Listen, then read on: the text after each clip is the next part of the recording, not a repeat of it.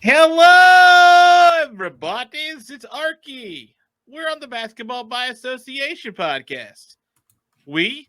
Yes, it's me and friend Joel C. Cordes. Joel, how do you like that stilted open? That works for me today. I mean, for now it works. Welcome, everybody, to episode 84 of Ah, BbA. We have two choices to name this episode. And, Arky, I'm going to give you the honors here because one is the logical choice.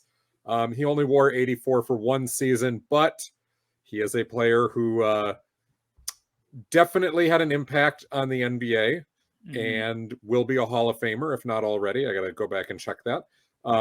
Multi-time All-Star, but only wore 84 at the very tail end of his career. The other guy is a New York Knick, former New York Knick, and is not any of those things that I just mentioned. So you have your two choices for 84. You could go with the Chris Webber episode. Webber is in the Hall of Fame. Thank you, Basketball Reference, for jogging my memory. He wore 84 for his second to final season. So I think that'd be the penultimate season where he played for the Detroit Pistons and wore 84 for the 43 games he appeared in there. Or 84 was worn by Ron Baker when he was with the Washington Wizards in 2019. So it wasn't even a Knick at the time that he wore it. But of course, Ron Baker was the typical New York cult hero. In the midst of them being bad, you have to pick somebody who's, for some reason, less lousy than you think they would be, and that becomes the cult hero. We saw it with Langston Galloway. We saw it with Baker. Obviously, Jeremy Lin was very good for his time, so doesn't quite qualify. But there have been some of these guys that have come along through the Knicks' dark days that people loved for some reason. well, there's the Jeremy Lins of the world that have moments where like people are Like just, legit moments, right? yeah, like we're like, oh, okay, listen, we can use this. Let's take it. I think it's probably okay. So what was the other number Chris Webber wore? Was it like 4? It Right? was 4, yeah. Okay, so And then who's on the 4 list? I want to make sure. Like, I would give it to Chris Webber unless we get back around to 4. Like once we get past the hundreds.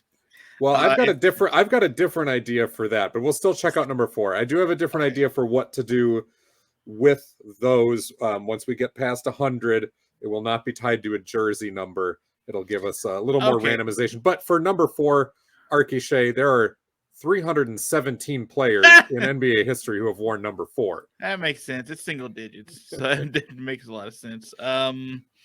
Okay, let's go ahead and give it to Chris Webber. He's a name. He's the name. Okay, I won't fight too hard on that one since we're not going back to the single digits. So, all right, C Web, this one is for you. Let's get it rolling. We're a couple days out of the normal cycle. That one's on me. So we have a lot of catching up to do, a lot of big stories, Arky Shea. Last time we looked at kind of the surprises. The news in the last 7 to 10 days has not been surprising in a good way for the most part in the NBA landscape. I don't want to get listen. Okay, let's just sort of hit that at the gate, out the gate, because we can be quick with it because there's not a lot of good to say about the stories about the possible stories, alleged stories about Robert Sarver, right, in Phoenix. So, it's not like there's a hot take to be had, like, oh, you didn't hear what he was meaning to say about possibly getting strippers pregnant to keep people connected to Phoenix when it comes to free agency period. There's nothing really to like. Amongst other things. There's really nothing good or positive to say or to come out of that. I just think the interesting thing is how deep will the full investigation go, and spinning it forward, will it force a sell of the team, which is I think is going to be the most interesting aspect out of it because there's nothing to defend. It was difficult at first when ESPN first released this story. You had like the snippet summary of everything that was in there. And the summary honestly didn't do it that much justice because it really played some of the generalities, some of the softer stuff. And when I first read through that, I went, okay, there's some bad behavior in here. There's some things that probably shouldn't have been said. Definitely some unprofessionalism, but there's some punishable action, sure, but right. But this isn't like Donald Sterling level, right. And this isn't as big as they're making it out to be. And then as some of the details start to come out in detail now, it becomes, as you mentioned, a lot more of a rat's nest and a lot more indefensible. Obviously, a lot of people were talked to. Not all of them have hid behind anonymity. So there are people that have been willing to go on record and put their careers and reputations on the line and that sort of thing. So that one is difficult. It's not a defensible situation. It certainly is at this point going to be a lot of he said, she said stuff. Robert Sarver has had a cloud lurking over his ownership most of the time that he's been there in Phoenix, even when the Suns were very good during the Nash era. There was a lot of basketball related clouds that were hanging over that franchise about him being a cheapskate, selling off picks, not giving the front office the tools that they needed to work with.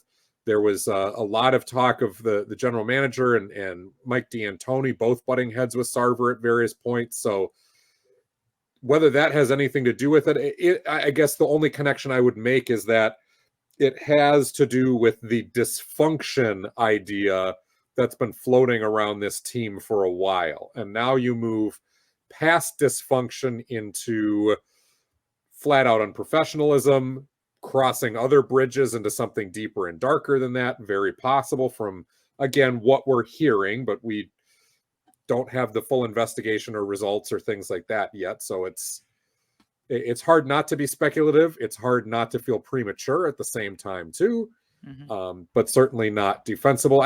In your mind, do you see this as serious as the Donald Sterling situation, or is this maybe so serious because the Donald Sterling situation has already happened before this? And I've got a follow-up question after that, but just wanted to hear your take. Well, it's got a lot of Donald Sterling in it, right? Like there is a lot of Donald. Like, and then you start seeing why people like DeAndre Ayton, who were wanting a big contract extension and not getting it, and you're like, oh, okay, maybe we the further we dig back and remember, the sort of the Sarver legacy at this point, we can sort of get some tinges on why maybe he was not so interested in giving someone like DeAndre a huge, probably mostly deserved a bump and extension. I think because there is stuff that's not just race, it doesn't feel as bad as what Donald Sterling is, but there is race in this. So like I don't feel like we know everything, I feel like we've gotten a bunch of stuff, but I feel like, okay, so the old saying where there's smoke, there's fire, right? Yep. Well, then there's a big fire. There's probably more fire, right? Like it's probably not that contained. So you start to look at like that's sort of a culture of probably what people have been dealing with for a long time. And it's a really surprising they didn't get so many good seasons out of the dysfunction that seems to be in that front office, and so many people who just clearly aren't fans of Robert Sarver, and you can see why. So I think there's a lot of Donald Sterling in it, but since that there is not one sort of real focal like sure like a Magic not an Johnson overarching theme, yeah, like there isn't just like one thing where like he's super racist or something and he's saying surprised that like Magic Johnson can do anything because he's got AIDS. Like there's nothing like soundbitey worth that. It's just we don't have a piece of hard evidence, right? We don't have this clear True. like smoking gun. True, but you get enough people saying similar things, you start building a pattern that makes sense, and you don't have, like you said, like you don't have like a soundbite that says, that guy definitely. All this stuff sort of happened behind the scenes, so we're sort of taking the reporting for what it's worth, and I'll say this: I think that there is something to be said when you talk about the news cycle and so forth. That if you don't have like Robert Sarver on tape saying something really inflammatory about a race or a gender or something, then you just rely on all the facts and the evidence and in the investigation and in the reporting that's being done. More importantly, at this point, and if there's so much so much of it, you kind of get lost in the details. So there's nothing to sort of, should say nothing. There's not like a piece of information that sticks out wildly that everyone's glomming on to sort of call for a sell of the team yet. It's just a lot of pieces that you're like, this probably doesn't end well for Mr. Sarver. It is very likely that if you started to pull back the layers of the various onions in Phoenix, that you're not going to like what you see. It would be very likely that with a lot of NBA franchises and a lot of sports franchises and a lot of businesses in America, that if you began to peel back things, you wouldn't like what you found. Because we all know that bad behavior runs rampant when it's unchecked within the culture set at the top. A fish rots at the head, right? And so the person with the power, if they're going to behave in a certain way and get away with it, others will most likely emulate that and do that as well. Or if the person at the top, maybe they don't behave that way, but they either don't care or are just disconnected from that reality. And so it may be allowed to go on underneath them unbeknownst. We've got the Mark Cuban situation in Dallas, where there are a whole bunch of stories of sexual harassment, sometimes going even beyond harassment. People have lost their jobs in Dallas for that. Mark Cuban has maintained that he knows nothing of it and that it's not his fault because he doesn't tolerate that sort of thing. But again, when you've got a long track record of something going on, eventually that defense begins to wear thin, because either you're oblivious, stupid, ignorant, or enabling. None of those things are good. Right. And so again, I'm not dismissing or trying to diminish what's going on in Phoenix by going, everybody does it and it's in businesses all over the United States, that or all over the world, really. I mean, that doesn't make it better. It's just to say that, like, as this onion unpeels, and we've already seen it happen with the Clippers, we've already seen it happen with the Mavericks, I don't think this will be the last time. And there are certain ownership groups out there in the NBA that have had clouds around them for a while already. Some that have had lawsuits against them before for various things that maybe are settled one way or another. And again, we got to go by what the court rules. So if they settle out of court, it never goes to trial, or the court dismisses it, we can't sit there and claim it's guilty, or it's wrong for us to do that. But I don't think this is the end of the Sarver story. I don't think this is the end of the NBA ownership story either. And I'd be getting my house in order if I was an NBA owner right now. I feel like you went right after James Dolan's dome with that comment. It's funny that you went immediately to that. That's not who I was initially thinking of, though he did pop into my head. I was thinking of, there's been a lot of shady stuff and things reported out of Rockets ownership since Tillman Fertitta took over. But yes, the Knicks had their run of not great things for a while either. Some of that has calmed down now. And again, that's not to say that every owner is always culpable directly in all of those situations. However, you're going to own the team. You've got that responsibility. You've got that responsibility, right? If that stuff is happening. But you can't blame James Dolan. He's playing the blues, man. Like, he's touring with his band. Like, he's going on Jimmy Fallon and stuff. That dude can't monitor everything. He's a rock star. He's a blues legend. You can only see so far past the tip of your own fedora. That is true, right?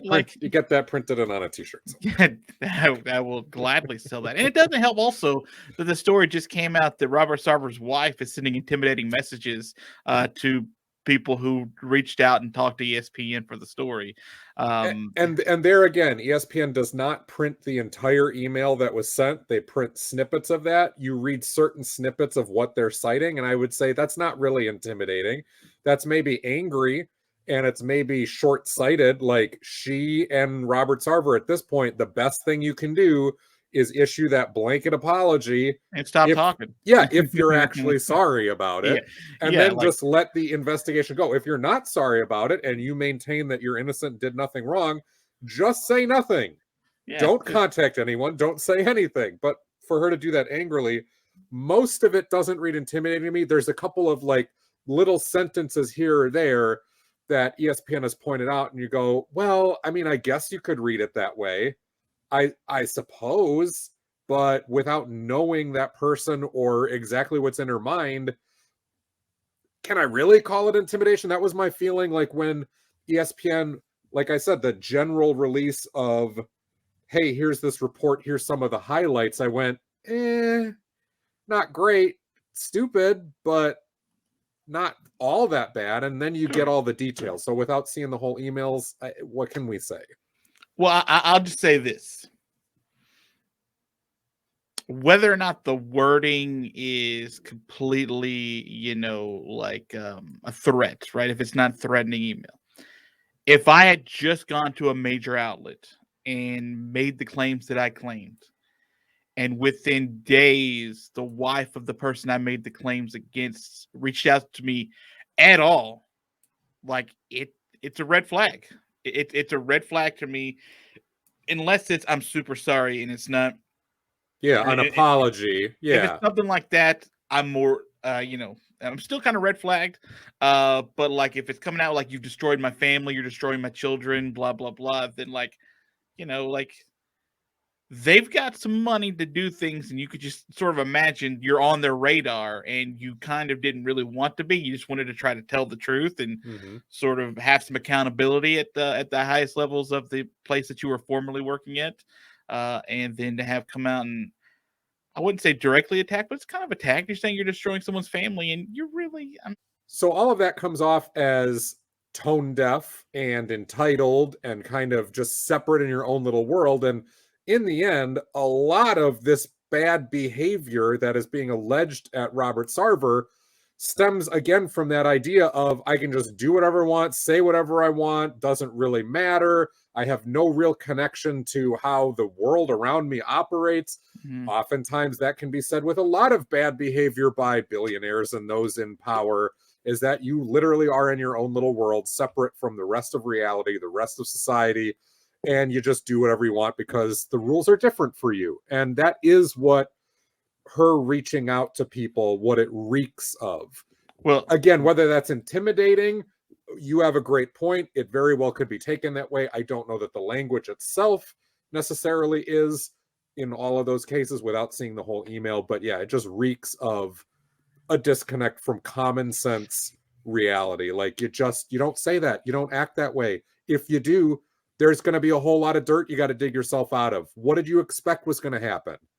I do feel like ESPN would have published the most damning parts of the email if there was something more damning. But regardless, I just want to say, and then we can wrap it up on this. It's that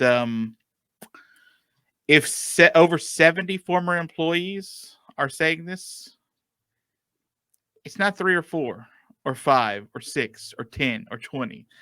It's a lot of people that the ESPN went to talk to and to verify things and to discuss things with, and that's just a big number. It's a big number for me to say, hey, there's not a lot here. And when the NBA does a sort of full, investigation sort of into this, I would not be surprised. It would be a much longer situation than what we obviously dealt with Donald Sterling, as far as, because that felt like one night it happened and 2 nights later the Clippers were sold.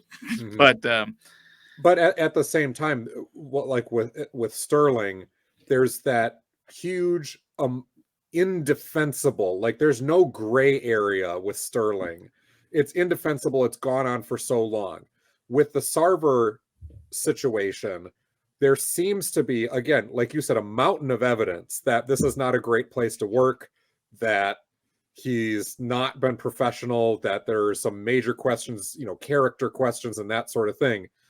But there's so much gray area where some of these things that are said and done, you go, yeah, inappropriate, yeah, wrong, but what bylaws does it actually violate? Well, true. But also consider the perception that he now has from a league-wide standpoint that Right. he probably more had internally. And he is trying to essentially field a competitive franchise. Very true. And you've got players who clearly aren't happy with him, current and former. I'm very sure, definitely current with one guy right now.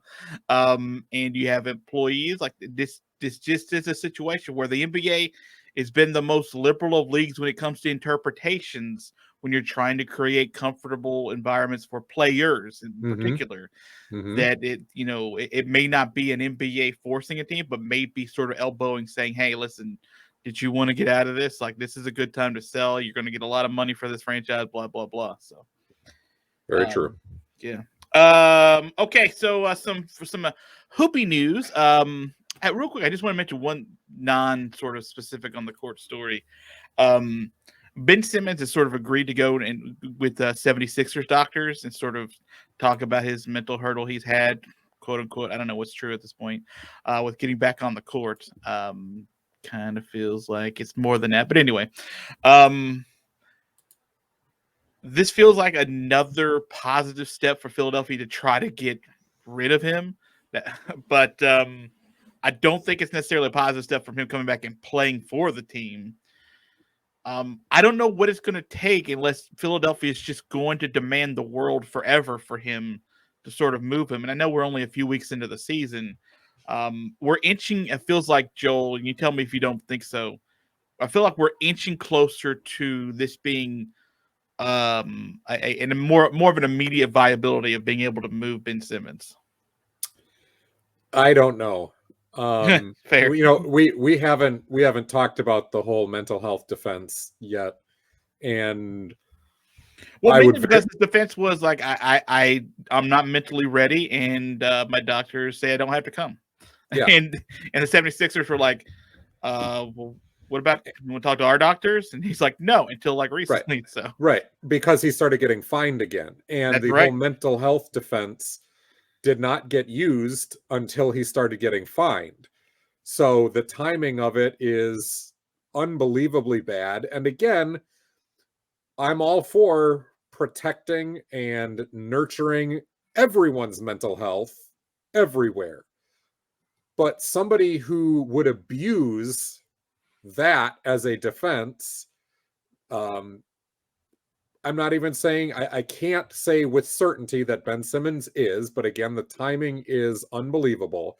But if it is false, if someone was doing that, that is a special kind of low, because you're making light of all the people that legitimately need, can use, maybe aren't receiving, maybe are receiving, counseling or help for mental health issues. Like, you are just making light of that and leveraging that for your own personal gain. The timing of it makes it really hard to believe that this is legitimate. And again, the fact that once he started getting fined again, then he was willing to meet with their doctors. You just wonder, both sides at this point seem like they want to hurt each other. Like, it's moved to that divorce level animosity where you don't just want to be done with each other. You want to make the other side hurt more than you do. And Ben Simmons... I know you're not speaking from experience, but it kind of felt like you were speaking from experience from that point. Ben Simmons wants to be moved to the team of his choice, and he doesn't care that he has a massive contract and that a #1 pick was spent on him. He does not care that Philadelphia will have no leverage and get 15 cents on the dollar for a guy who at this point has glaring holes in his basketball game and is right up there 1B as far as the league's biggest head cases behind Kyrie Irving. Like, that's where he stands. He does not care that the Sixers will be left in the dust. And the Sixers... I'm about to say, on the other hand, the Sixers don't care that they have to, like, find a whole bunch of money to get him to show up. Like, they don't seem to care that they're losing value on this by him being unhappy. They just... You're right, they want don't their care. Money back. They want their money back, and they're going to recoup as much of that through the fining process as they can. And when he does not cooperate, they're going to leak it to the press. This is how the press knows about Ben Simmons' mental health condition and not cooperating. This is good reporting, not leaking by the 70. Come on, Joel. This is clearly great in-depth reporting. Be that as it may. This still doesn't feel like it's going to end anytime soon, because what team in their right mind would trade a whole bunch of assets for Ben Simmons, knowing that he's capable of doing this, that he's capable of one day deciding that a verbal slight, which was a reaction to his own poor play, means that he is disowning anything and everything about that franchise, won't meet with them, that he will use the mental health defense, whether it's legit or not. Maybe he really mentally isn't ready to play. That's conceivable in this case, given everything that's happened. But why would a team give major assets for a guy who just one day will decide that he's not mentally ready to do his job, but he still is fine cashing their checks to do that? When do you think the breaking point would be for, listen, I know Philly wants as much as they can get back possible, and we're only 10, 11, 12 games into the season, so there's still plenty of time for things to happen. But you're also talking about a team that is still trying to win games and doesn't want to be under the Ben Simmons cloud the entire season, and still pretty darn good, even though they're having to deal with Joel Embiid sitting for protocol reasons, right? Like, they're still a really good team with championship aspirations. I mean, do they want to go through Christmas with this headache? I mean, I mean, at some point, the league literally is just waiting for Philadelphia to come down to a cheap term, and somebody will make a deal.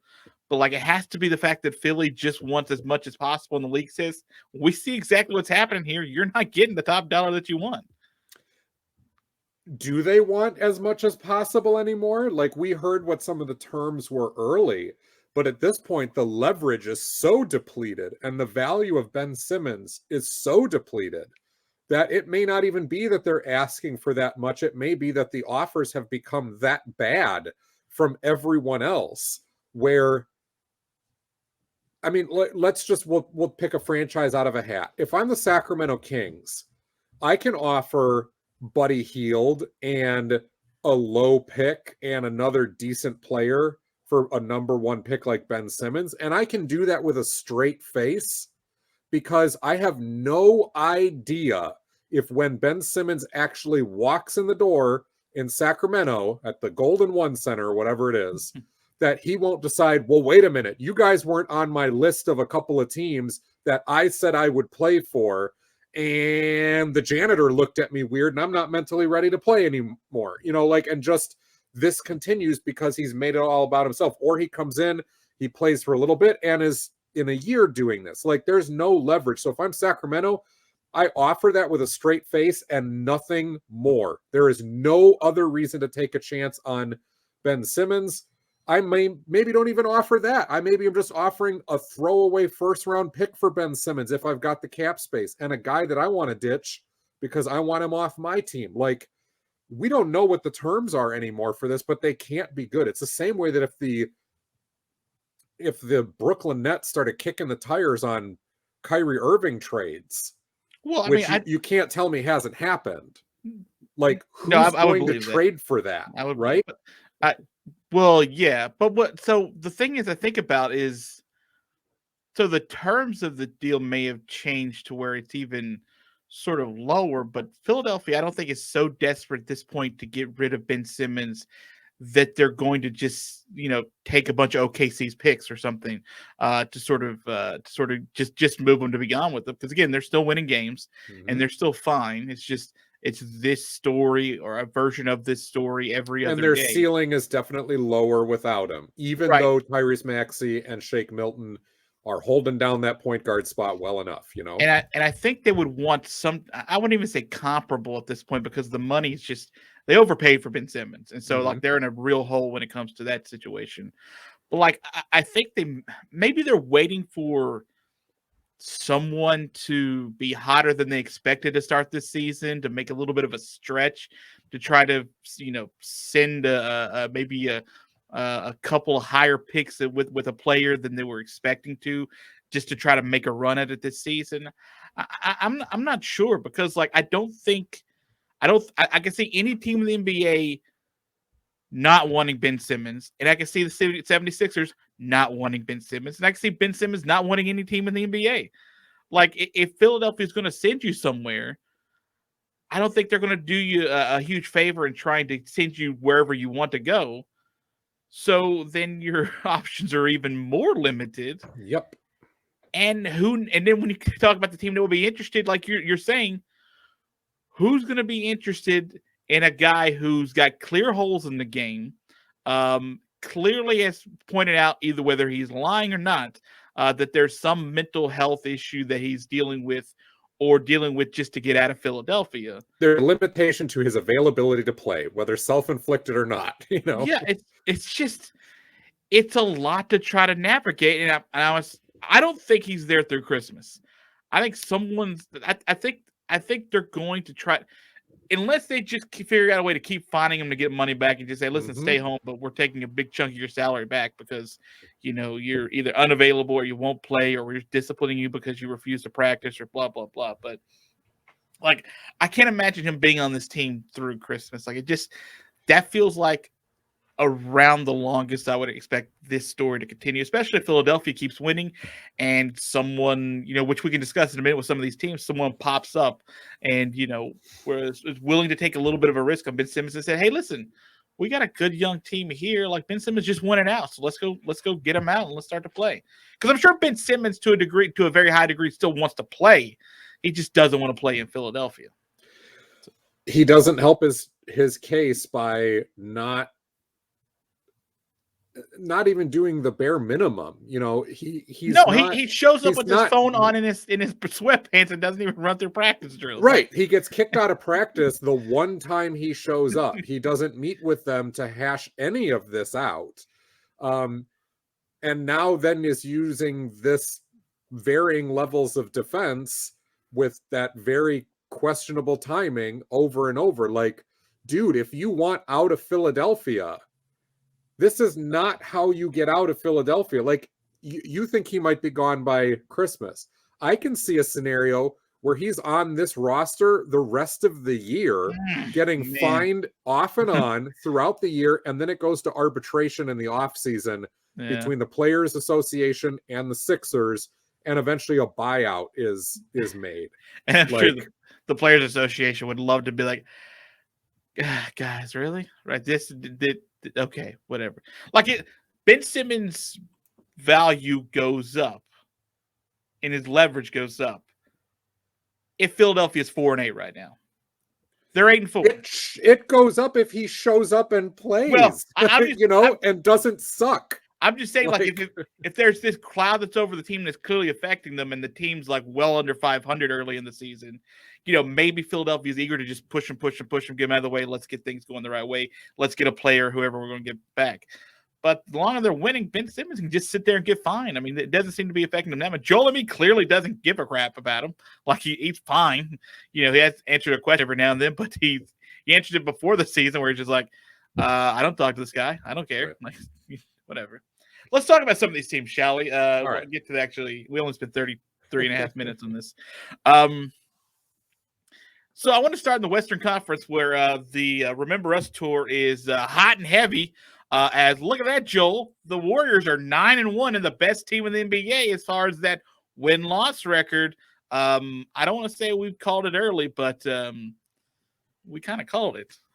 My fantasy team continues to thank you, Steph Curry, as you do everything. I can't get James Harden to make a bucket to save my life. Do you know the other night the Nets were playing the Bulls, right?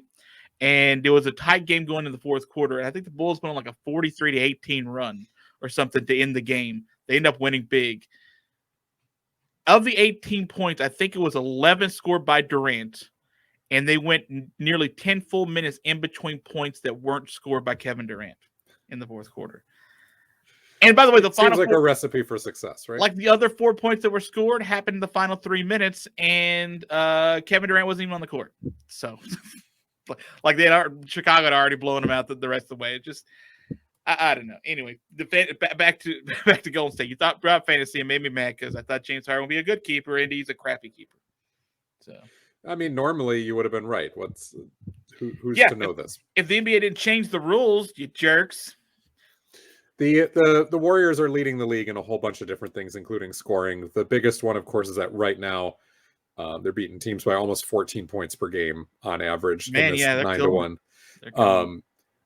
And it comes down to Steph being Steph, and then that creating so much for everyone else. But you also see something that you saw last year, even when they were depleted. And that was some really interesting chemistry.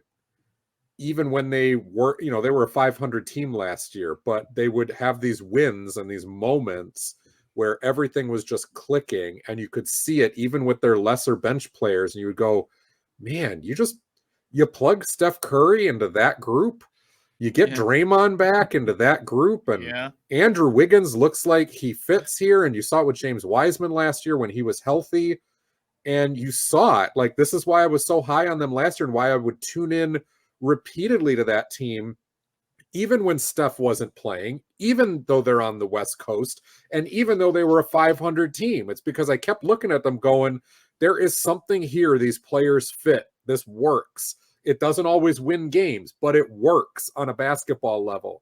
And now you start to get those guys back. And what's kind of cool with this is, like, the core, the overall group has been together for a long time when you think about it. Not together on the basketball court for all that long, but a lot of these young guys started coming in, trickling into the G League system right as the injuries began. They played with Steph and Draymond and Clay, at least most of them did, some of them did, right as the wheels kind of came off. And then they had their time to play together over the last 2 seasons, where Clay's been out the whole time. Steph and Draymond have kind of sort of been in the mix for little bits and pieces.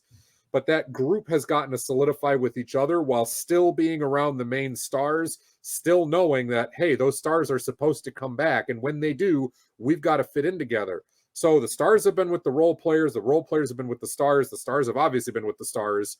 And I think that goes such a long way that, like, this is, again, an internal building thing. It's what made the Warriors so good when they first got to the mountaintop, was that Steph wasn't a star when they drafted him, and Klay Thompson wasn't a star, and Draymond Green was barely a guy who was going to make a roster, and it was homegrown, and eventually that chemistry clicked, and some of the other veterans that were there, whether it was Andrew Bogut or Leandro Barbosa, and obviously Harrison Barnes came in as a young guy,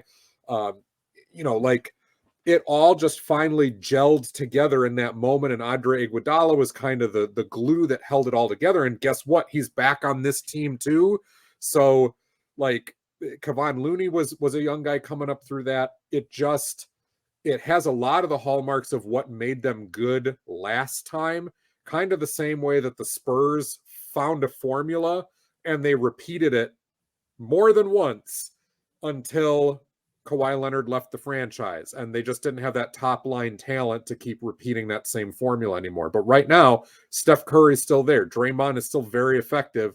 And Clay is the big wild card about whether this team really gets over the top or not. Yeah. Listen, I'm just gonna brag. We were all over this. We saw it last year. We saw it. We just sort of were waiting for health. We're just waiting for health and knowing that this wasn't a team that made a big overhaul when it come to its roster. We just wait for everybody to get healthy. We know who these players are. We know that they're better than our record's been the last 2 seasons. Once fully healthy, get all the pieces back, and you can see why that they're 9-1 and just killing teams, man. They're just killing teams, and they're killing good teams too. Like Atlanta, they beat like by 15 the other night or something. Like they Atlanta's struggling, man. I'm not sure if Atlanta's good or not. We jumped on that bandwagon, and they're 4-7, and they're scaring us. I'm still there. I still think that it's a rough start. A really good early start. It's rough go now, but I don't think Atlanta's a bad team by any stretch of the imagination.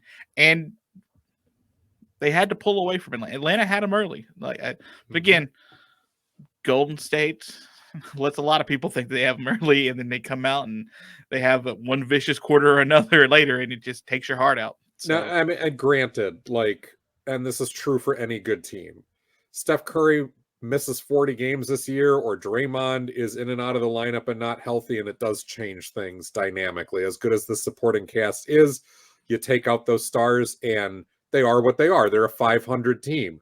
But how many of these guys were G League, low first rounders, second round players, guys that were undrafted, that have been in the system? That still is a testament in the NBA to go, yeah, you take out the star and they're still probably a 38, 42 win team, something like that. That still says a lot about what they've got right now. It does. That team's loaded for bear and still got pieces coming back.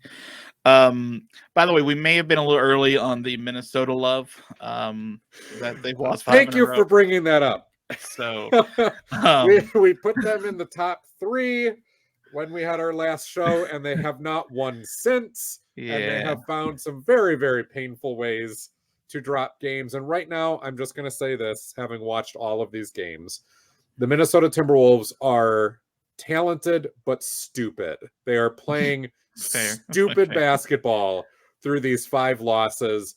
The ball movement that was there at the beginning of the season has now turned into a lot of isolating, a lot of hero ball. And defensively, the flying around and the effort that was there, which was good, but the effort is coming and going. And a lot of the rotations have been very regressive. Players have not been smart. Some of this goes back to Karl Anthony Towns. He's your best player right now until Anthony Edwards says otherwise. Towns continues to pick up stupid frustration fouls on defense and continues to be one of the league leaders in offensive fouls. And almost all of his offensive fouls are stupid. Just not like, you have to know better at this point. You've been in the league like 6 years or whatever it is. You have to know better. And so the Wolves, they've got some growing up to do. We were premature on saying that they were ready. They still are very, very talented and they still can do some things. But as of today, let's not speak of them until they grow some brains. That's fine. I only brought them up because they play the Warriors tonight. So as we're recording this, which I'm sure will go very well for them. I mean, the Warriors have lost a game, right? It's happened. Like, they probably will lose another one. Why not? They have, and now that we've complimented them some more and talked down the Wolves, maybe the Wolves get, one of those upset specials. But listen, the G League Thunder, like you call them the G League Thunder, they won a couple in a row. Like, they beat the Lakers twice after we said that's so last time that they were going to get mercied. Yeah, which I legit thought would happen. But I will say this about the Lakers. Those health issues that we talked about at the beginning of the season and the concerns about if major players, especially Anthony Davis, and now LeBron James, are missing any significant amount of time, that's not a very good team. Here we are. Listen, they haven't had Trevor Ariza yet or Kendrick Nunn yet. And you mentioned Anthony Davis has been a little banged up. LeBron Tucker was supposed to be a helpful piece, and he's not played in the regular season. This is the part where we start worried about LeBron in his career, like where these things that normally this Superman wouldn't get, offbeat by a day just rest on the travel day. Like you start missing 5, 6, 7 games for, and you start to wonder, like, he's got 1 billion miles. He's not impervious to pain and impervious to all these injuries eventually stacking up on him. He's got so much mileage on him, it's eventually going to, do stuff to him. So the Lakers are what their health is right now. That's as good as that team can be. And we sort of thought this season, and you got to be healthy because if not, you're fairly old, and your young guys are hurt. So this is going to be the final referendum on the status of Russell Westbrook's career right now. Not his career overall, but where he actually is as a player. Because right now, with as many injuries as they have, they need Russell Westbrook. And the inefficiency that continues to plague him. Again, he got a triple-double the other night. The counting stats look okay.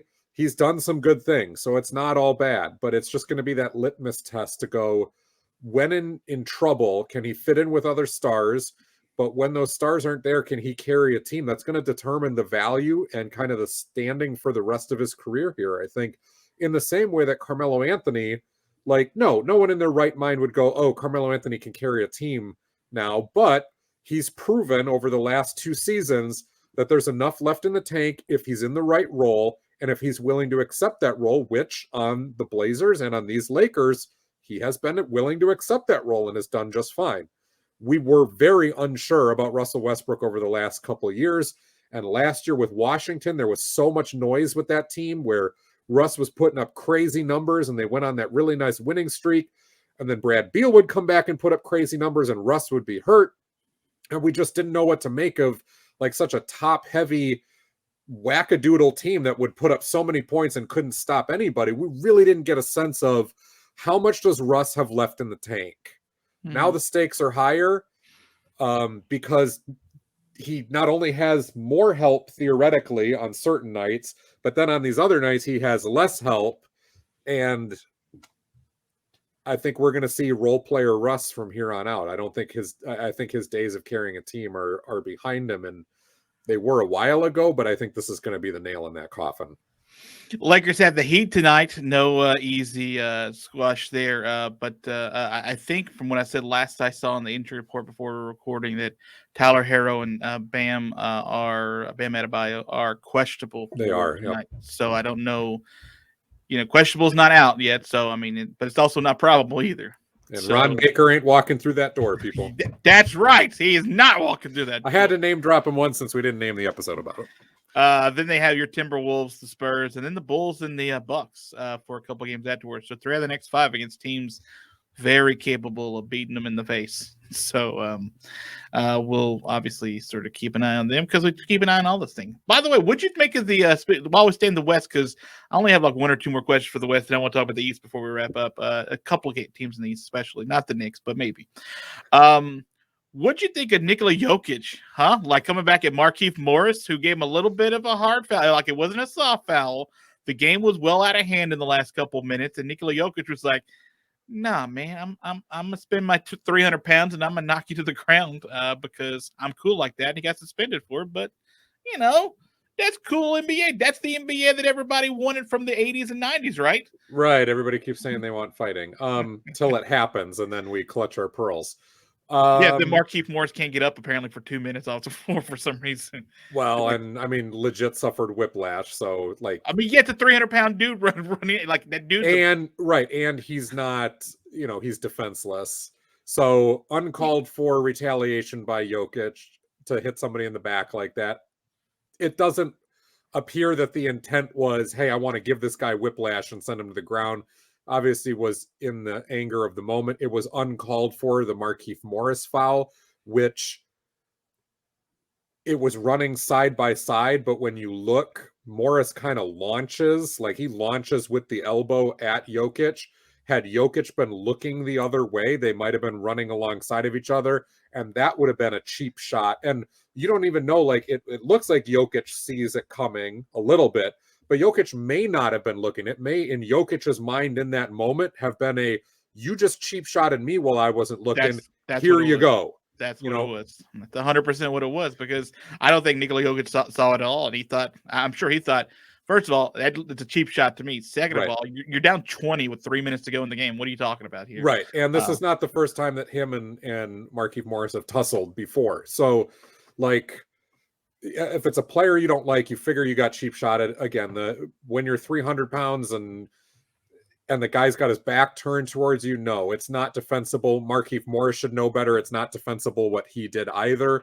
Jokic definitely deserved the suspension. I'm glad that Morris isn't, seriously hurt. He could have gotten really hurt, but Jokic could have got real hurt with that too. I don't think you take that aspect out of the game. But again, if you're going to shove somebody, have them be looking at you. You're going to hard foul somebody, have them be defensible, and be ready for that shove or that punch coming back. Like, if you want that to happen, and you want to brawl and you want to get suspended, get fined, do it, but don't cheap shot a guy. I guess, again, it's like, it's weird because on the one hand you go, yeah, Morris kind of had it coming. But on the other hand, you go, yeah, but dude, that's not cool to just run up behind the guy and chuck him to the ground when he's not even looking at you. Like, I think Jokic was sort of thinking, like, I'm just going to go give him a chest bump. But he forgot, like, I'm a 300-pound bag of potatoes. I can't, like, it's going to be felt. Like, it's going to be felt like if you just come up and just bump on me, especially with Morris who turned sort of turned sort of near the not even at the last moment. He was sort of trying to walk away, and Jokic was like, "No, we're gonna finish this right here."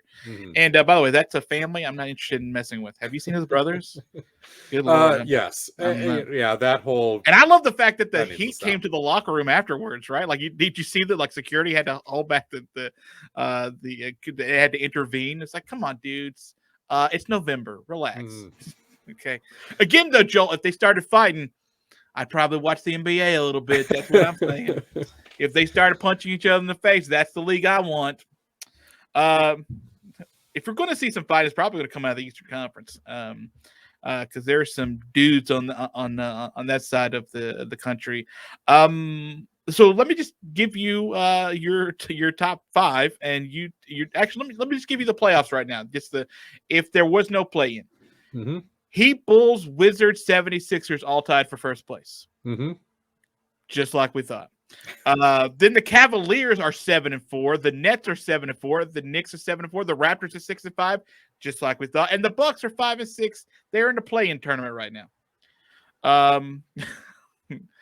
Joel, what's going on? Well, you and I gave lots of respect to the Miami Heat as probably like a top 5 team. So with the amount of space and the earliness of the season, this doesn't seem that surprising. But they've been really efficient offensive. They have, and they've been one of the better defenses in the league. But again, they're 4 games above 500 right now. We're so early. So I don't think that they've been at the top of the league offensively like the whole season. So I don't think them sitting in first place is that surprising to me right now. They're within the range that we thought. I was higher on the Chicago Bulls than you were, but it was as like play-in material.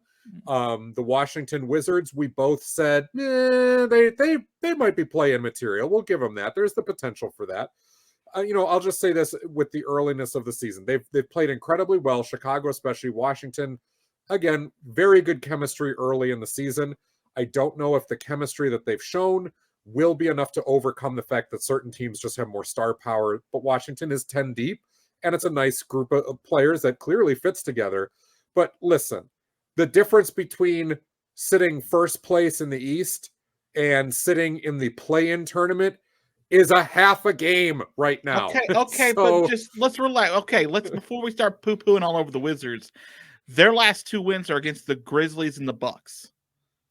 Both teams that have dropped a lot of winnable games. The Bucks are not fully healthy, and the Grizzlies have been up and down through the year, but are sitting 6-4. I predicted the Grizzlies to win their division. Right now, the Mavs are ahead by 1 game. The Grizzlies have been good. They've also had a couple wins slip away, which is not out of the question for a young team like Memphis. So I'm not surprised by those. I'm more surprised when you go down the list a little bit that so Cleveland is 3 games above 500 and Toronto is above 500 at all. Those are real surprising for me. Toronto's 6-5, Milwaukee's 5-6. The Hornets are your last. We're actually tied with the Celtics for your last play-in spot. As far as games back, the Celtics are 4-6. Although it looks like they've gotten a little better defensively lately, but. Again, who really knows with that team? Well, now Jaylen Brown's got a hamstring injury. Yep, and that's exactly what they need at this point. One of their best scorers not to be able to play. The Pacers, the Hawks are 4-8, and they're 4 games out of first, which is kind of weird to think about. Right. Like they're that bad. Again, we're so early. And then, look, it's the Magic and Pistons, who we thought would be where they are. But I think the Hawks, for me, are the biggest disappointment. Yeah, because they've also dropped other winnable games, and they've looked really bad in some of these games too. That have really, really surprised me because I've checked in on a couple of their games and thinking, what's happening? They don't get stops. They just lost last night against Utah, and when Utah turned it on, Atlanta did not have an answer for it, and that's what I've seen in a lot of these Hawks games. There is not an urgency on defense. Last year they played with urgency. They surprised a lot of people. Their offensive firepower was well known, and they were hurt a lot of last year. They'd never had a full complement of their scorers. But defensively, they really got after it. Right now, they look lackadaisical defensively, like they're too cool for it. And that is a common trap for a young team that played above expectations 1 year. And then everybody, including us, throughout the offseason goes, you know who's going to be good? That young team. They're loaded. They're loaded. Look how talented they are. And said young team, and this doesn't just happen in basketball, it happens in a lot of sports, then comes back having read a lot of their own press clippings and think that just by showing up with the roster that they have, because that's what we've all done looking at their paper roster, by just showing up, they're going to win enough games and they're going to be elite. And you lose, for whatever reason, that intangible hunger until you get humbled a little bit. And right now, I mean, the Hawks have everything. Offensively and defensively, there is not a hole on that roster that you could point to and go, but they're a player short. Oh, they need a little more of this or that. They've got it all. And the eyeball test is what's bearing out the numbers right now. They don't get stops. And when the bleeding starts, they don't stop it. And there is not a sense of like grittiness on defense. There's no identity for this team other than talented. It does feel like that they're sort of going through those motions early in the season, and I hate it for my pick in general, but I hate it for them because that team's much better than what it's playing like right now. And they got the Nuggets and the Bucks in the next 2 games. There's a decent chance they don't start turning things on. They're 4-10 going into a couple more winnable games with Charlotte, and I'm going to be incredibly facetious here, but like last year they started out this way. And then they fired Lloyd Pierce and brought in Nate McMillan, and yes. You know, the world was their burrito. So they start 4-10. Maybe you fire Nate McMillan and bring Lloyd Pierce back. I see what, dude. Yes. Now we're talking. Listen, if that's the formula, brother, that's it. And they didn't wait long into the season to do it. Remember? No, they did not. It was 13 some games, something like that. Yeah. The Cavaliers, I think, are also a very pleasant surprise at 7-4. I did not see this coming this early on. No, not at all. And I think I was higher on Cleveland than you were. You were, and there's talent. You know, we said along that front line, and we didn't know what to make of Evan Mobley at first, but a lot of people were saying, "Look, this kid's going to be good," and he's more than lived up to that. But how he was going to fit with Jared Allen and where Lauri Markkanen was going to fit in that, and then Kevin Love is still skulking around like. You know, Isaac Okoro's got to play forward minutes. There's enough bodies there who we know can play. We still weren't incredibly sure of how the Darius Garland and Colin Sexton backcourt was going to work. And then Ricky Rubio's in that mix now as he gets saddled with yet another bad team during his career. And the big lineup has worked. Mobley has been better than expected. Rubio has fit right in, even with Sexton going down with a meniscus injury, which might sap a little bit of the momentum they've had. Garland and Rubio work just as well together, it seems, and they've been able to plug and play different guys in that backcourt. Again, is this sustainable, or is this like last year when, you know, like Orlando was 7-4 to start their season or something like that? You know, they were a few games above 500. They were in a top 5-6 playoff seed. And we were all surprised, and we were very applauding that, but there was still that sneaking suspicion that went, yeah, but once everybody else, you know, starts actually playing, you ain't going to be there. And it still kind of feels that way with Cleveland. If Cleveland can make the play-in tournament this year, that is a huge step forward. And then at that point you go, they got something with Evan Mobley. Absolutely. And the rest of these guys, you know, maybe they've got career starters there, because I don't see a star in Darius Garland. I don't see a star in Colin Sexton. Jared Allen's not a star, but I do see career starters out of that group. And, you know, Okoro and Markkanen, I think they'll find a starter out of one of those two. So, but you never know. Sometimes a guy just needs to be a starter for a couple of years, and that star power comes later. They've got something. We just don't know what it is yet. They play Washington tonight for first place in the East at home. So, bigger game tonight: Cleveland, Washington, Dallas, Chicago. Both teams are 7-3, or Detroit, Houston. With the combined 2 wins. Well, ESPN would love you to believe that it's Houston and Detroit, because somehow they put those 2 teams on TV tonight on national television. These 2 1-win teams, but no, I'm going to choose Dallas, Chicago, and sleep well. Are you? You know, we can do a minute or less on this. The Bulls, you were high on them, but we were sort of higher on them last year, thinking that they may be able to make a move. Do you think they've gotten out the pieces and they're playing like it, that this is sustainable and this is the team that we thought that they could be? We were just waiting for them to show us that these pieces work together. If they are able to stay relatively healthy, which again, that's a caveat for everybody, but this is not just, if their stars don't get hurt. Their top 7 guys can't get hurt. Right now, Kobe White is out and Patrick Williams is out. I'm not sold on their depth. I know certain players, Javonte Green's played well. Ayo Dosunmu has played fairly well. They still don't know whether Derrick Jones Jr. fits there. It's just not a very deep team. There's a lot being asked of that starting group, and then Alex Caruso coming off the bench. Now they're like 6 deep, 7 deep, maybe.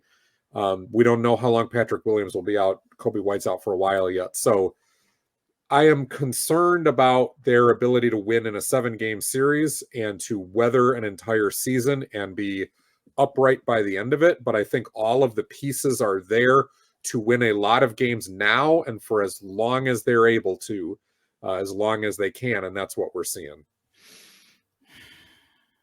And that's what gave me hope during the offseason too. You looked at the starting lineup again and you go, yeah, no, that actually can fit.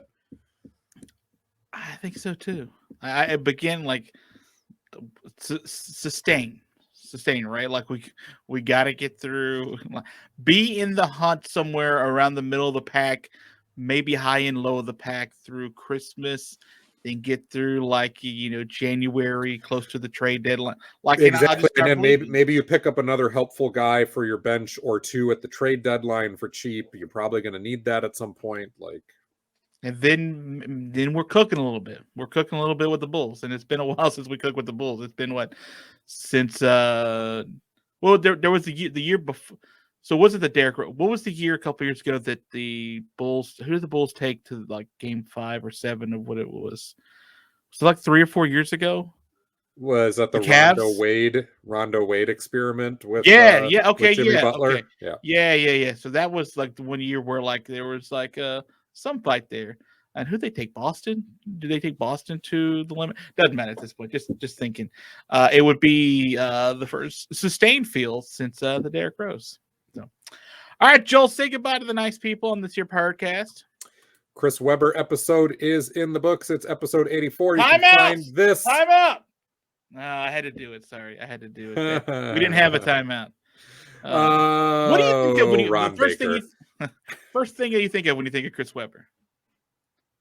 I don't think of the timeout because I am not a huge college basketball guy. I've said many times before. Like I watched the tournament. I knew, Chris Webber in the tournament was just at the very beginning of my basketball fandom. Like I knew who the Fab Five was. I didn't watch a lot of them. And even since that, so like Chris Webber to me, when I think of him, it's in the Kings uniform. It's on those. I think of him and Vlade, right? Like I think of those Western Conference Finals teams where arguably they should have been the Western Conference representative one of those years. I think of him and Juwan Howard reunited early in Washington and playing with George Mirasan and Manute Bol as their centers. Yeah. So you had 2 power forwards plus 7-7 dudes as your center rotation. That was a big... How good were they?